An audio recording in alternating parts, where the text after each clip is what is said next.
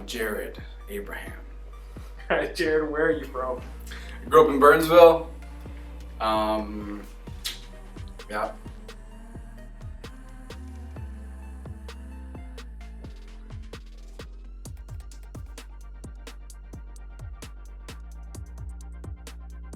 Mhm.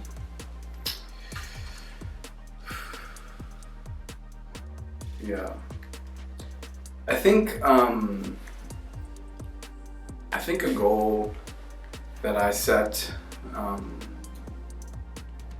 was to graduate with my bachelor's degree, with my undergrad. I was about 18 years old, just graduated high school, and I didn't decide on my college until I think it was July after I graduated. I went to MCTC, I'm super proud of it, Minneapolis Community and Technical College. That's where I started. Yeah.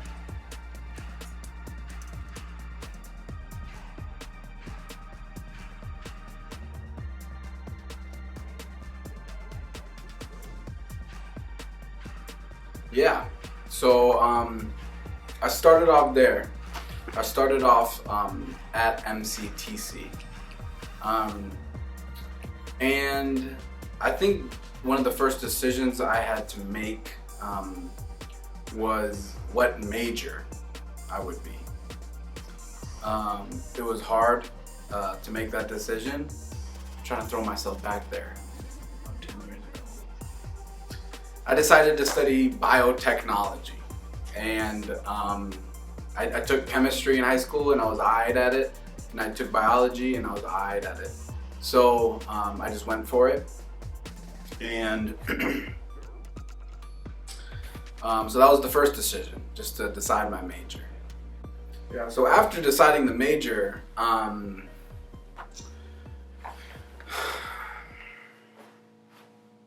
I think other aspects of my time in school was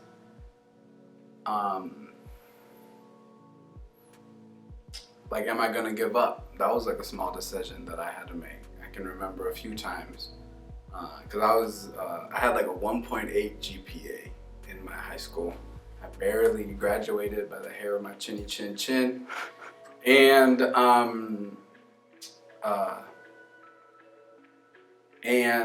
because of that, I missed out in a lot of the discipline of being a student in my high school career. So I had to learn that in college. I had to learn how to go through the hoops of administrative issues and signing up for classes and getting all the discipline of learning. And when I experienced that, I wanted to give up. I can remember a distinct moment that I wanted to give up. And so that was one decision, just not giving up when I wanted to. Other decisions that was kind of on the side was, how am I gonna grow into who I am as a person in college? What am I gonna do with my free time in college?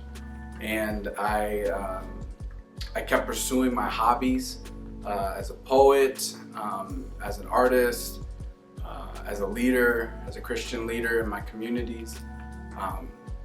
So these were a lot of decisions. You know, it was a really complex, long-term goal. It took me 5 years to do my undergrad. Yeah.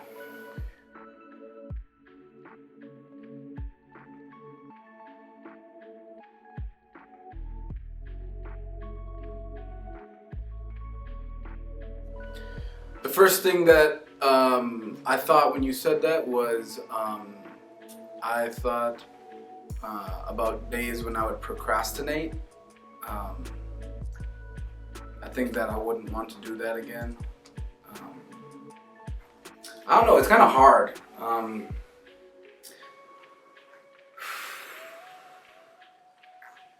Yeah.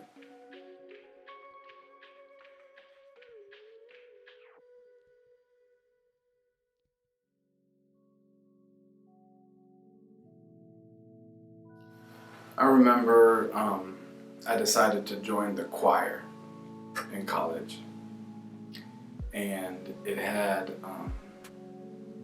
and when I did that, I just, it had a positive impact on other people because I would invite them to come to the performances, and that impacted people. Yeah.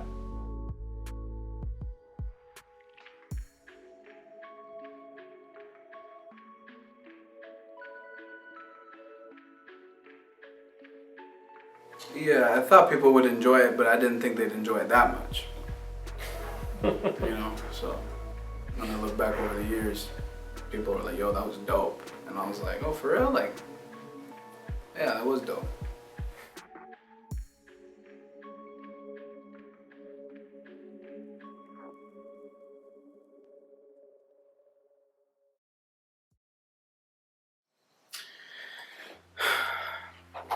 I think I would tell y'all that as you walk with God, the beauty of your desires and your goals will be made clear, and they will not just be made clear, but they will also become reality. As you walk with God, who you are will be made clear, and you will become reality as you walk with God. Because sometimes goals and our desires, they seem sometimes impossible or unattainable. And sometimes that's because I think I don't know why. It's probably a lot of reasons, but my hunch is saying that the biggest reason why is because sometimes we lose touch with ourselves. So that's why I kind of worded it that way, because I believe God is knowable and wants to know you and me. But as we do that, I would never say, oh, you don't matter and your desires don't matter. God matters. Like, I don't see that in who God is. I think God cares about this world, and sometimes the things you want can be good. Maybe someone wants to stop doing drugs. Maybe someone wants to heal from the past. Maybe someone wants to be a certain job or a certain occupation. So I think that there's a lot of people that do those things without God, and like, that's cool. There's a lot of people that will continue to live this life pursuing what they want without God, without them consciously pursuing God or knowing that God is consciously pursuing them. But just me as a person, just Jared, is like, I think that that's more important, to understand your relationship with God and how that impacts. And I think the beauty of what we're talking about this week is how that impacts the people around us. How your leaders in Treehouse or others, how they participate in the way you discover who you are, and you discover who God is. How that will naturally not just be all about you, but it will impact the people all around you too. Yeah, it's just so. I'm saying these things to myself.